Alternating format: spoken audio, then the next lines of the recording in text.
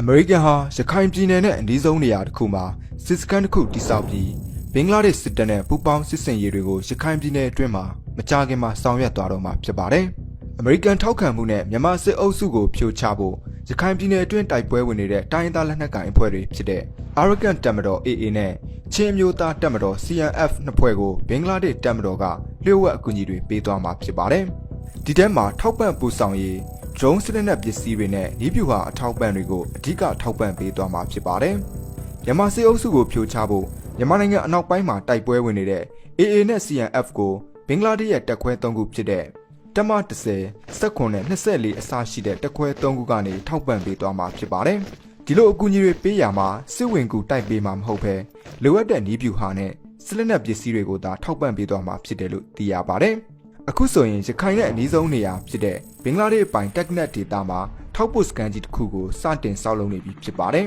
။ဒီကနေတဆင့်မြန်မာစစ်အစိုးရကိုတော်လှန်နေတဲ့ AA နဲ့ CNF အတွက်လိုအပ်တဲ့စစ်ရေးအကူအညီတွေကိုထောက်ပံ့ပေးသွားမှာဖြစ်ပါတယ်။ရခိုင်ပြည်နယ်နဲ့အနီးဆုံးနေရာက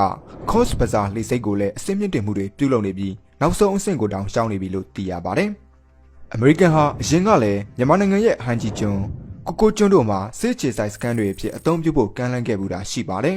။ရခိုင်နဲ့အနီးဆုံးမှာရှိတဲ့ဘင်္ဂလားဒေ့ရှ်ပိုင်စိန့်မာတင်ကျွန်းကိုလည်းစစ်စခန်းချဖို့အမေရိကန်ကကမ်းလှမ်းထားပါတယ်။အခုတော့ဘင်္ဂလားဒေ့ရှ်ပိုင် Coast Bazar လေဆိပ်ကိုတူရကီ drone ခြေဆိုင်စခန်းတစ်ခုအဖြစ်အသုံးပြုသွားမှာဖြစ်ပြီးဒီကနေမောင်းသူမဲ့ drone တွေလွှတ်တင်ပြီးရခိုင်ပြည်နယ်အတွင်းစစ်ကောင်စီကိုတော်လှန်ရမှာအဓိကကျတဲ့အခန်းကဏ္ဍတွေကနေပါဝင်သွားမှာဖြစ်ပါတယ်။အခြားတစ်ဖက်မှာလည်းအမေရိကန်နိုင်ငံသားရေးဌာနမှတာဝန်ရှိသူတွေဒါကာမြို့ကိုရောက်ရှိနေပြီးဘင်္ဂလားဒေ့ရှ်စစ်တပ်ရခိုင်တပ်မတော်နဲ့ CNF တို့ကြားမှာလျှို့ဝှက်တွဲဆုံဆွေးနွေးမှုတွေရှိခဲ့ပါတယ်။ဒါဟာအမေရိကန်ကကြောထောက်နောက်ခံပေးထားတဲ့စစ်ပွဲတစ်ခုအဖြစ်အသွင်ပြောင်းသွားမှာဖြစ်တဲ့အတွက်မြန်မာနိုင်ငံရဲ့အခင်းကျင်းဟာလည်းအများကြီးပြောင်းလဲသွားနိုင်ပါတယ်။အရင်ကတည်းကရခိုင်ပြည်နယ်ကိုထိန်းချုပ်နိုင်စွမ်းသိမ်းမရှိတဲ့မြန်မာစစ်တပ်အနေနဲ့အခုလိုအမေရိကန်ကပါထဲထဲဝင်ဝင်ပါဝင်လာမယ်ဆိုရင်တော့မြန်မာစစ်တပ်အတွက်ကတော့အချိန်တိုအတွင်းမှာရခိုင်ပြည်နယ်တစ်ခုလုံးကိုအချိန်တိုအတွင်းမှာလက်လွတ်လိုက်ရမယ့်အနေအထားဖြစ်ပါတယ်။အခုဆိုရင်တောင်စစ်တွေကြောက်ဖြူမန်အောင်အစရှိတဲ့တရုတ်စီမံကိန်းတွေရှိနေတဲ့မြို့နယ်တွေလောက်သာမြန်မာစစ်တပ်ကထိန်းချုပ်နိုင်တာပါအမေရိကန်နဲ့ဘင်္ဂလားဒေ့ရှ်တို့ပြုလုပ်သွားမယ်ဒီစစ်စင်ရေးမှာရခိုင်တပ်မတော်ကသိမ်းပိုက်ဖို့ကြံရှိနေတဲ့ဒီမျိုး၃ခုကိုအမြန်သိမ်းပိုက်နိုင်ဖို့အပြင်ချင်းပြည်နယ်မှာစကားစကိုအနိုင်တိုက်ထုတ်သွားဖို့လည်းဖြစ်ပါတယ်တော်လိုင်းအုပ်စုတွေကိုအမေရိကန်ကထောက်ပံ့ပြီးအခြားတစ်ဖက်မှာမြန်မာစစ်တပ်ကိုတရုတ်ကထောက်ပံ့ဒီလိုနဲ့မြန်မာနိုင်ငံဟာလည်းအင်အားကြီးနိုင်ငံတစ်ခုကြားမှာယူကရိန်းနဲ့ဆီးရီးယားလိုတဆင့်ခံစစ်ပွဲအကြီးစားကြီးတစ်ခုကိုအရှေ့တောင်အာရှမှာမြင်တွေ့ရတော့မှာလည်းဖြစ်ပါတယ်ရုရှားနဲ့ယူကရိန်းစစ်ပွဲမှာဆိုရင်ယူကရိန်းကိုအမေရိကန်ကစစ်ရေးအကူအညီတွေအဓိကပေးနေတာဖြစ်တဲ့အတွက်ဒီစစ်ပွဲဟာရုရှားနဲ့အမေရိကန်တို့တိုက်နေတဲ့ပွဲလို့တောင်ပြောလို့ရပါတယ်။အခုအမေရိကန်ကမြန်မာနိုင်ငံကရခိုင်တပ်မတော်နဲ့ CNF ကိုပါထောက်ပံ့မှုတွေလုပ်လာမယ်ဆိုရင်အမေရိကန်ရဲ့အဓိကပြိုင်ဘက်ဖြစ်တဲ့တရုတ်ကလည်းမြန်မာစစ်တပ်ကိုစစ်ရေးအကူအညီတွေပုံအောပေးပြီးအမေရိကန်နဲ့တရုတ်တို့တိုက်တဲ့တိုက်ပွဲကြီးတစ်ခုဖြစ်လာပါလိမ့်မယ်။အမေရိကန်ဟာမြန်မာနိုင်ငံတွင်းကစစ်အာဏာရှင်စစ်အုပ်စုကိုဖြုတ်ချဖို့အာရကန်တပ်မတော် AA နဲ့ချင်းမျိုးသားတပ်မတော် CNF ကိုဘင်္ဂလားဒေ့ရှ်ကိုဗဟိုပြုပြီးထောက်ပံ့လိုက်ရင်ဘာတွေဆက်ဖြစ်လာမလဲဘင်္ဂလားဒေ့ရှ်ပိုင်တက်ခနက်နီးမှာစစ်ရေးခြေဆိုင်စခန်းတိစောက်ပြီး drone ထောက်လှမ်းရေးတွေလုပ်သွားမယ်ဆိုရင်တရုတ်နဲ့အမေရိကန်ကြားကတင်းမာမှုတွေကပိုကြီးထွားလာမှာဖြစ်ပါတယ်အမေရိကန်အနေနဲ့မြန်မာနိုင်ငံရဲ့တိုင်းသားလက်နက်ကိုင်အဖွဲ့အစည်းတွေဖြစ်တဲ့ AA နဲ့ CNF ကိုအကူအညီပေးလိုက်မယ်ဆိုရင်အရှေ့တောင်အာရှမှာတရုတ်ရဲ့ဩဇာလွှမ်းမိုးမှုကိုထိန်းချုပ်ပြီးသားလည်းဖြစ်သွားမှာပါအမေရိကန်ရဲ့အစီအစဉ်ကတော့ဘင်္ဂလားဒေ့ရှ်တပ်မတော်နဲ့အတူတက်ခနက်နီးမှာထောက်ပံ့ရေးစခန်းတိစောက်ပြီး Coast Bazar ကနေ drone တွေကိုပြန်တန်းပြီး AA နဲ့ CNF ကိုထောက်လှမ်းရေးအချက်လက်တွေကိုပံ့ပိုးပေးသွားမှာဖြစ်ပါတယ်။ AA နဲ့ CNF ကိုစစ်တပ်ပစ္စည်းတွေလိုအပ်ရင်လည်းထောက်ပံ့ပေးသွားမှာဖြစ်ပါတယ်။တူရကီရဲ့နာမည်ကျော် drone တွေဖြစ်တဲ့ Bayraktar TB2 drone တွေအများအပြားတက်ဖြန့်ချသွားပြီးထောက်ပံ့ပေးသွားမှာဖြစ်ပါတယ်။ဒီ drone တွေဟာမောင်းသူမဲ့ drone တွေဖြစ်ပြီးထောက်လှမ်းစောင့်ကြည့်တာနဲ့လေကြောင်းတိုက်ခိုက်မှုတွေကိုအတိအကျဆောင်ရွက်နိုင်တဲ့ drone မျိုးစားဖြစ်ပါတယ်။တွာလာနိုင်တဲ့အကွာအဝေးကကီလိုမီတာ150ဖြစ်တာကြောင့်Coast Bazar အခြေစိုက်စခန်းကနေပြန်တက်ပြီးစခန်းပြည်နယ်ထဲမှာစစ်စင်ရေးတွေကိုစောင့်ရွက်ဖို့လုံလောက်တဲ့အနေအထားဖြစ်ပါတယ်။ဂျိုဒူကနေတဆင့်ချိတ်ဆက်ပြန်တတ်မယ်ဆိုရင်ကီလိုမီတာ300ကျော်အထိသွားနိုင်တာဆိုတော့မြန်မာစစ်တပ်ရဲ့တပ်စခန်းတွေနဲ့စစ်ဌာနချုပ်တွေအထိပါအေးအေးဆေးဆေးတွားရောက်တိုက်ခိုက်နိုင်မှာဖြစ်ပါတယ်။ဒီတုံးတွေက AA နဲ့ CNF အတွက်ဘယ်လောက်ထိအရေးပါနေတာလဲ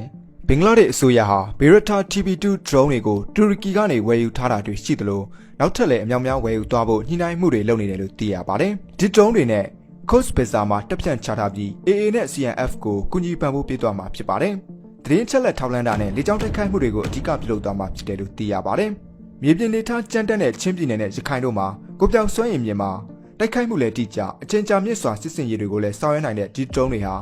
AA နဲ့ CNF လက်ထဲရောက်သွားမယ်ဆိုရင်တော့စကားဆစစ်ကြောင်းတွေအတွက်မတွေ့ရစရာပါတစ်ဖက်မှာလည်းတရုတ်ကမြန်မာအစိုးရနဲ့တရုတ်လက်အောက်ခံလက်နက်ကင်တွေကိုအရင်ကထပ်ပို့ပြီးလက်နက်တဆင်တာနဲ့ငွေကြေးထောက်ပံ့မှုတွေကိုပို့လုပ်လာမှာဖြစ်ပါတယ်တရုတ်နဲ့မြန်မာစစ်အစိုးရကြားမှာထောက်လှမ်းရေးအချက်လက်ဝေမျှတာစစ်လက်နက်ပစ္စည်းတွေနဲ့ပတ်သက်လို့အယောင်းဝယ်သဘောတူထားတာစစ်ရေးနဲ့ပတ်သက်လို့မြန်မာအုပ်စုနဲ့တရုတ်ကြားမှာလျှို့ဝှက်စာချုပ်တွေချုပ်ဆိုထားတာတွေလည်းရှိပါတယ်မြန်မာစစ်အုပ်စုသာကြာဆုံးသွားမယ်ဆိုရင်တော့တရုတ်အတွက်ရုပ်သိမ်းရုပ်တစ်ခုဆုံးရှုံးသွားမှာဖြစ်တယ်လို့မြန်မာနိုင်ငံကနေဘင်္ဂလားပင်လယ်ထဲကိုဖောက်ထွက်မဲ့သူ့ရဲ့လမ်းကြောင်းတွေအကုန်လုံးကိုလည်းလက်လွတ်လိုက်ရမှာဖြစ်ပါတယ်ဘင်္ဂလားဒေ့ရှ်ပိုင်ရခိုင်နဲ့အနီးဆုံးနေရာတစ်ခုမှာအမေရိကန်ကစစ်စခန်းတစ်ခုဆောက်လုပ်လိုက်မယ်ဆိုရင်တရုတ်ကလည်းဘင်္ဂလားဒေ့ရှ်ပေါ်ကိုစစ်ရေးနဲ့စီးပွားရေးဖိအားပေးမှုတွေများလာပါလိမ့်မယ်တရုတ်ဟာပါကစ္စတန်နဲ့လည်းစစ်လှုပ်ရှားမှုတွေလုပ်ပြီးဘင်္ဂလားဒေ့ရှ်ကိုဖိအားတွေပေးလာမှာဖြစ်ပါတယ်ဒါဆိုရင်တော့ယူကရိန်းနဲ့ဆီးရီးယားတို့မှာဖြစ်နေတဲ့ပုံစံနဲ့အရှေ့တောင်အာရှမှာမြန်မာနိုင်ငံကိုဗဟိုပြုပြီးပရောက်စီတဆင့်ခံစစ်ပွဲတစ်ခုဖြစ်လာပါလိမ့်မယ်အရင်ဆုံးအထိမှာကတော့တရုတ်ရဲ့ရခိုင်ပြည်ကစီမံကိန်းတွေပါဘိုးခပတ်လမ်းမကြီးရဲ့တစ်စိတ်ပိုင်းဖြစ်တဲ့ကြောက်ဖြူရင်တဲ့စိတ်ကန်းနဲ့အထူးစီးပွားရေးစုံတွေရခိုင်ပြည်နယ်ထဲမှာရှိနေပါတယ်တရုတ်အနေနဲ့ဒီစီမံကိန်းကြီးတွေပြီးသွားရင်ကုန်သွယ်ရေးအတွက်အဓိကအသုံးပြုနေရတဲ့မလက်ကရေလက်ကြားကိုလည်းအသုံးပြုစရာမလိုတော့ပဲမြန်မာနိုင်ငံကိုဖြတ်ပြီးဒီကမ္ဘာလုံးကိုကုန်သွယ်မှုတွေကိုပို့ပြီးလုပ်နိုင်မှာဖြစ်ပါတယ်မလက်ကရေလက်ကြားဆိုတာအမေရိကန်နဲ့အိန္ဒိယထိန်းချုပ်မှုအောက်မှာရှိနေတာကြောင့်တရုတ်ကဒီရေလက်ကြားကိုမသုံးချင်ပါဘူးတကယ်လို့ရခိုင်ပြည်နယ်ကတရုတ်ရဲ့စီမံကိန်းတွေကိုသာ AA ကသိမ်းပိုက်လိုက်မယ်ဆိုရင်တရုတ်ရဲ့ရင်းနှီးမြှုပ်နှံမှုတစ်ခုလုံးကိုအန္တရာယ်ဖြစ်သွားစေနိုင်ပြီးဘေကျင်းရဲ့ရေကြောင်းရီမှန်းချက်တွေကိုဝါရှင်တန်စီကိုပြလိုက်ရတယ်လို့တောင်းဖြစ်သွားမှာပါဘင်္ဂလားဒေ့ရှ်အပိုင်းကော့ဘဇာနာမှာစစ်စကန်တစ်ခုတိစောက်ပြီးတူရကီချုပ်မောင်းသူမဲ့ဒရုန်းတွေတက်ပြန့်ချထားမယ်ဆိုပါကဒီဒေသရဲ့စစ်ရေးချိန်ခွင်ရှာလဲပြောင်းလဲလာမှာဖြစ်ပါတယ်အမေရိကန်အနေနဲ့မြန်မာနိုင်ငံအနောက်ပိုင်းနဲ့ဘင်္ဂလားပင်လယ်အော်ကိုအချိန်နဲ့တပြေးညီထောက်လှမ်းစောင့်ကြည့်မှုတွေလည်းပြုလုပ်သွားနိုင်မှာဖြစ်ပါတယ်အထူးသဖြင့်တရုတ်စစ်တပ် PNL ရဲ့ပို့ဆောင်ရေးလမ်းကြောင်းတွေနဲ့တရုတ်ရေတပ်ရဲ့လှုပ်ရှားမှုတွေကိုအချိန်နဲ့တပြေးညီထောက်လှမ်းသွားနိုင်မှာပါဒီအခင်းချင်းတွေကအမေရိကန်နဲ့တရုတ်နှစ်နိုင်ငံတည်းနဲ့ပြီးသွားမှာမဟုတ်သလိ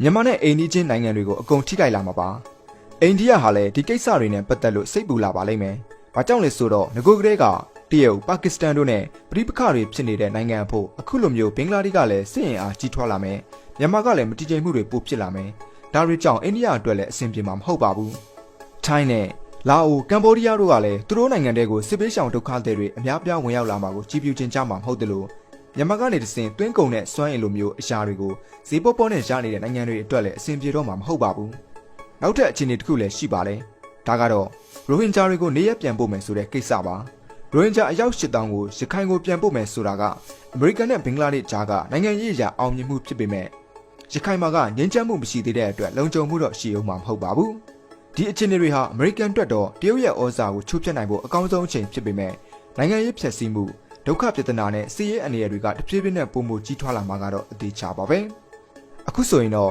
တရုတ်အမေရိကန်ကျင်းပမှုတွေကမြန်မာကိုဒုတိယယူကရိန်းလှုပ်သွားမလားဆိုတဲ့စိုးရိမ်မှုတွေလည်းရှိနေပါတယ်နိုင်ငံတကာမီဒီယာတွေကပါအတည်ပြုလာတဲ့အမေရိကန်နဲ့ဘင်္ဂလားဒေ့ရှ်တို့ပူးပေါင်းပြီးမြန်မာစစ်အုပ်စုကိုဖြိုဖျက်ဖို့စကိုင်းနဲ့ချင်းဒေသမှာပရောက်စီဝါတစ်ခုစတင်တော့မယ်ဆိုတာအခုဆိုအားလုံးလည်းသိရှိနေပါပြီဒီရေးခင်းတွေကတရုတ်ရဲ့ CMEC China Myanmar Economic Corridor လမ်းကြောင်းကိုထိခိုက်စေနိုင်တဲ့အပြင်တောင်အာရှတွင်းမှာစစ်ရေးတင်းမာမှုတွေလည်းဖြစ်လာနိုင်ပါတယ်အထူးသဖြင့် Technaf Coast Bazaar ကနေ drone ထောက်လှမ်းရေးနဲ့စစ်ရေးကြီးကြပ်မှုတွေဖြစ်လာမယ်ဆိုရင်တရုတ်ဘက်ကလည်းသူလွှမ်းမိုးထားတဲ့မြန်မာစစ်အစိုးရကိုလက်နက်ရောင်းချတုံ့ပြန်မှုတွေဖြစ်လာနိုင်ပါတယ်အခုလိုလျှို့ဝှက်စစ်ရေးပူးပေါင်းမှုတွေဟာတရုတ်အမေရိကန်ဘင်္ဂလားဒေ့ရှ်မြန်မာစစ်အုပ်စုနဲ့တိုင်းဒေသလက်နက်ကိုင်အဖွဲ့တွေကြားမှာစစ်ရေးနဲ့နိုင်ငံရေးတင်းမာမှုတွေကိုပုံပုံမြင်မာလာစေမှာလည်းဖြစ်ပါတယ်မကြာခင်အနာဂတ်မှာမြန်မာနိုင်ငံတွင်းစစ်ရေးပြောင်းလဲမှုတွေဘယ်လောက်အထိပြင်းထန်လာမလဲတရုတ်ဘက်ကဘယ်လိုတုံ့ပြန်လာမလဲမြန်မာစစ်အာဏာရှင်တွေပြုတ်ကျသွားမလားဘင်္ဂလားဒေ့ရှ်ကဘယ်အခန်းကဏ္ဍကနေပါဝင်ပတ်သက်လာမလဲဆိုတာအချိန်ကပဲစကားပြောသွားမှာဖြစ်ပါတယ်ခင်ဗျာဟုတ်ကဲ့ပါခင်ဗျာဗီဒီယိုလေးကိုအဆုံးထိကြည့်ရှုပေးခဲ့တဲ့အတွက်အားလုံးကိုကျေးဇူးထူးပဲတင်ရှိပါတယ်ခင်ဗျာ